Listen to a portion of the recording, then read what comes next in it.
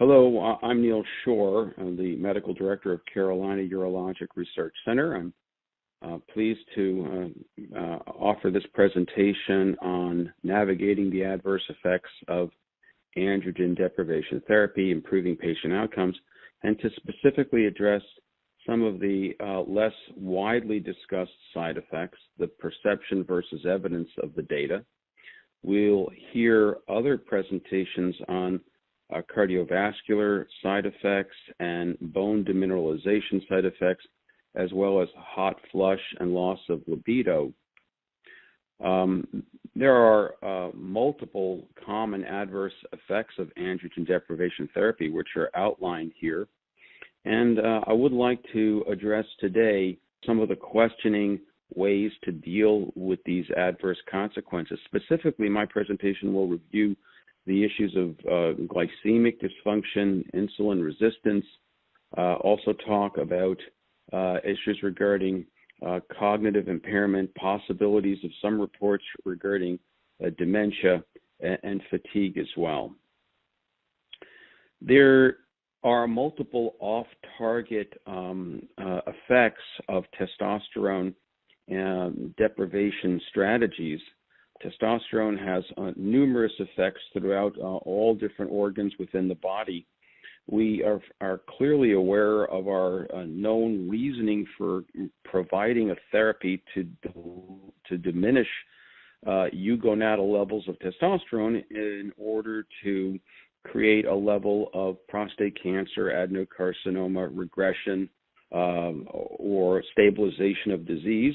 But unfortunately, there are adverse events that can occur, and the target organs are well described here.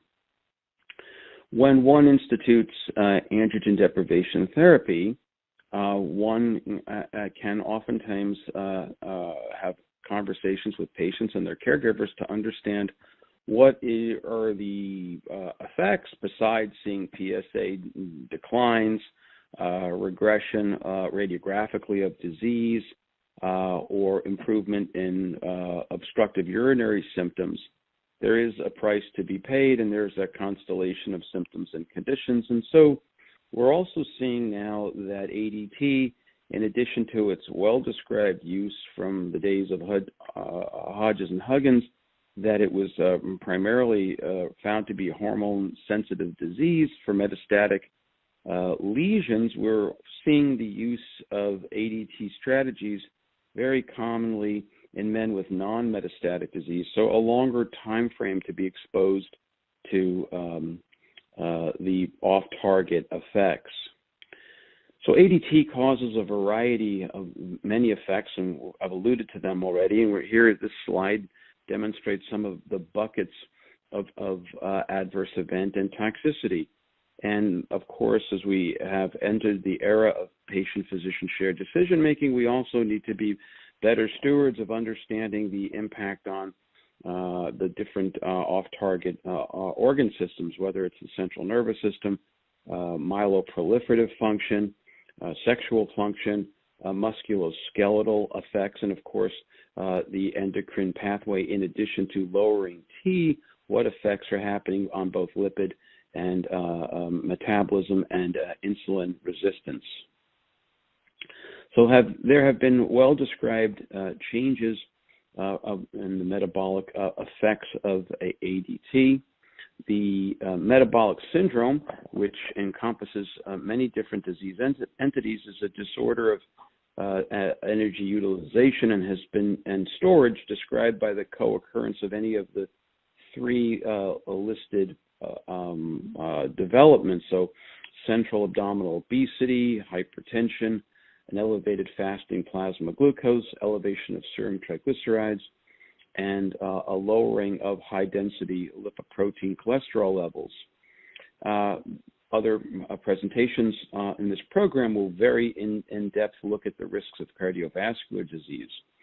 So let's proceed.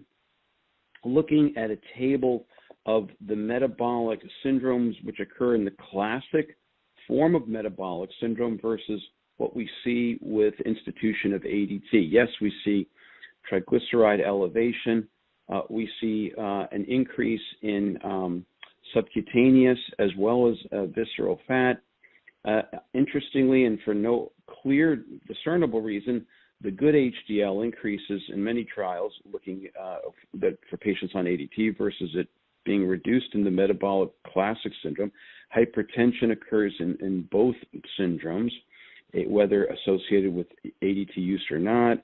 An increase in fasting glucose and insulin resistance, an increase in adiponectin, which can affect both visceral and subcutaneous fat levels, as well as a normalization of C-reactive protein, which may have cardiovascular implications with ADT use, but not with traditional metabolic syndromes, which see an increase in CRP.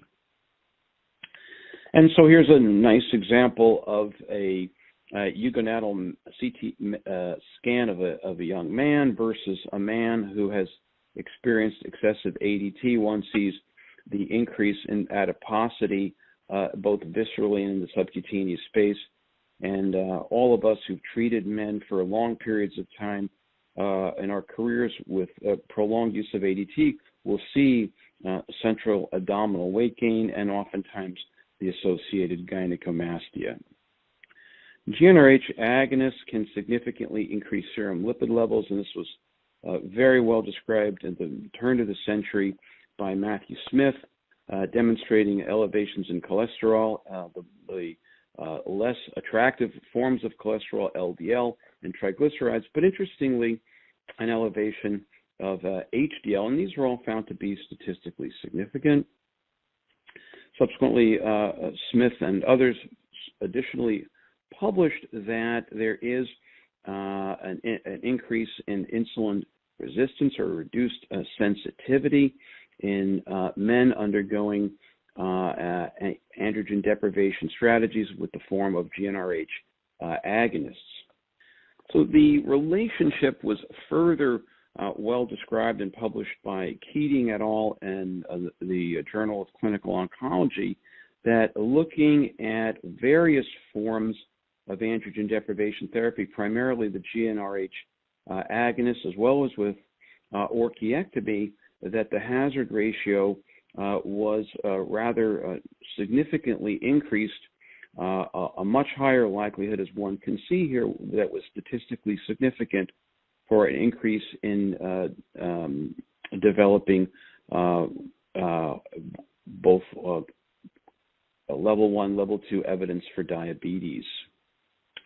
And this was also found in subsequent papers by both Keating and Alabadi, that there was consistency amongst population-based studies, both looking at large cohorts of SEER Medicare claims-based data, a large cohort in Canada, the Ontario Registry, and another very large cohort of the Veterans Administration review, that the hazard ratio was consistently demonstrating with the use of androgen deprivation therapy the association with a very high concordance of diabetes.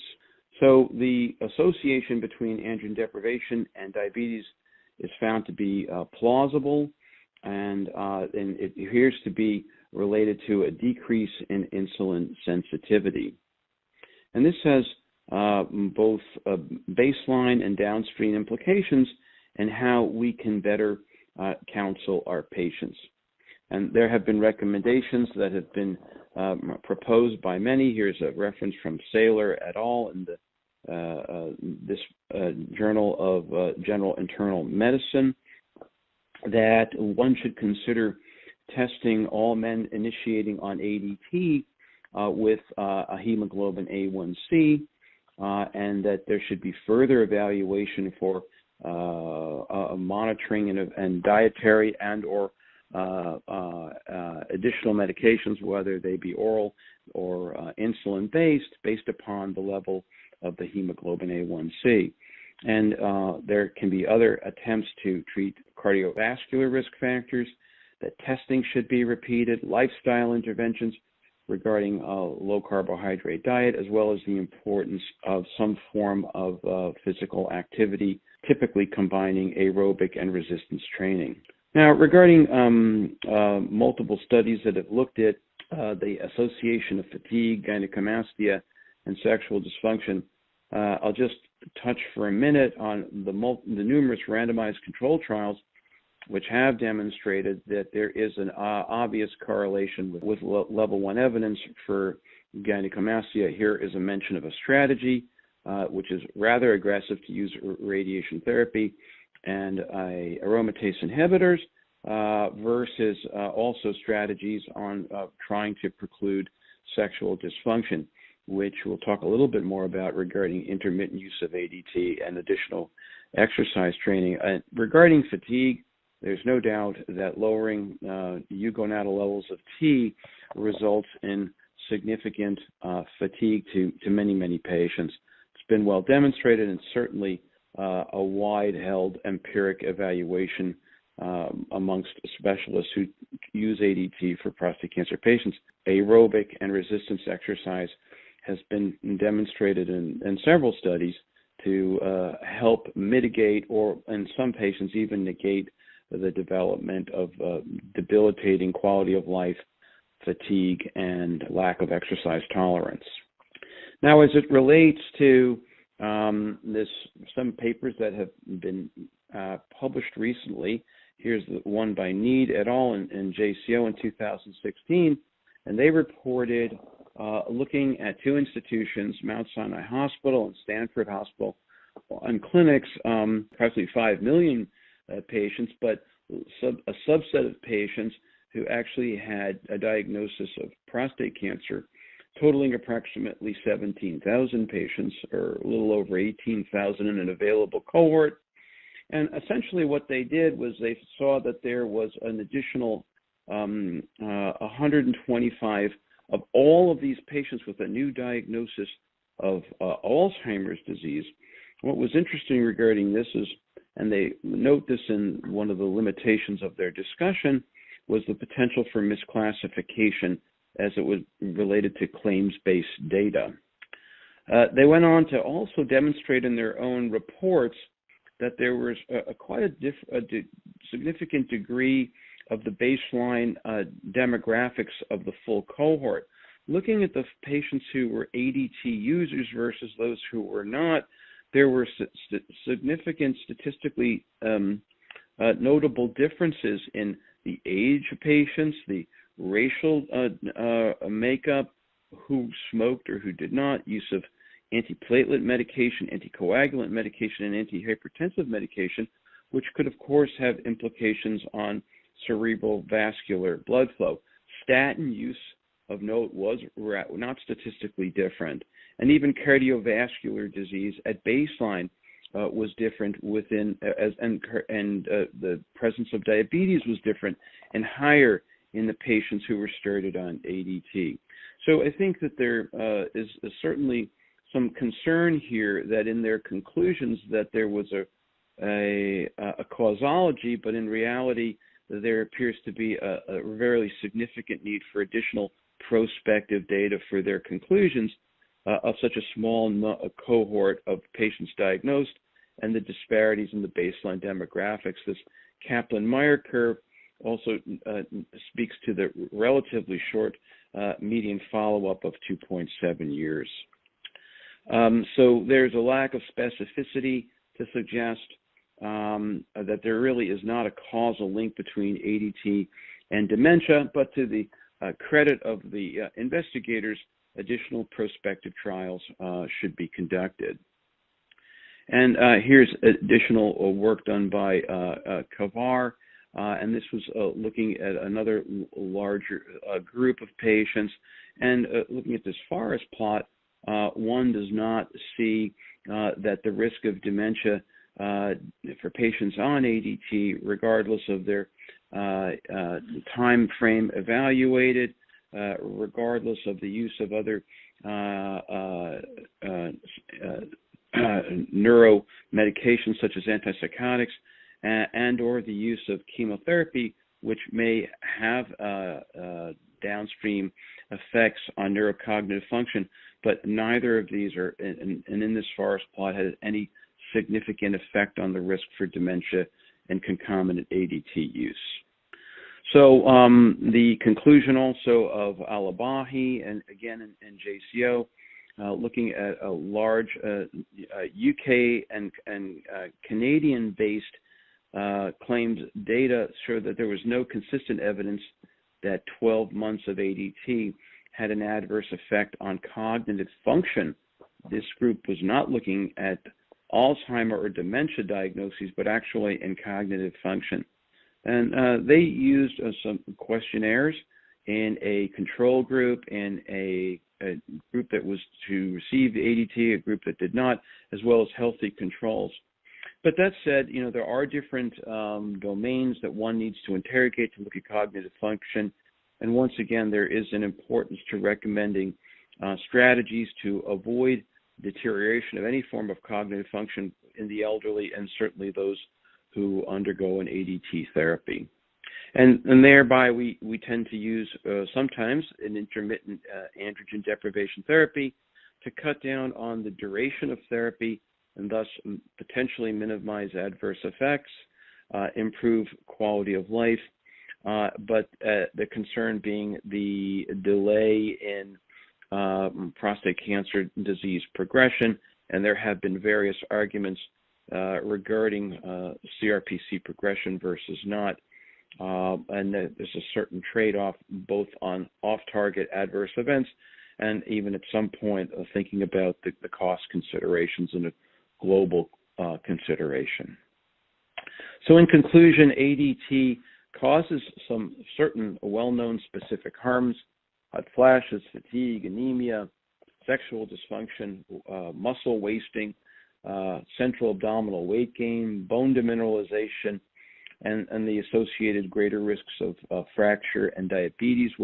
Previous presentations in this program will address risk mitigating strategies, as I have addressed today with diabetes. Not all harms are always associated with ADT are causal, and so there is still controversy regarding cardiovascular disease, dementia, colorectal cancer, and others which we have not had the full time to review. When considering the harms linked to ADT, one has to look at the advantages for instituting the therapy, and one has to look at some of the biological plausibility that is associated with the adverse effects. But again, it's a trade-off in diminishing and slowing down prostate cancer disease progression. Thank you very much.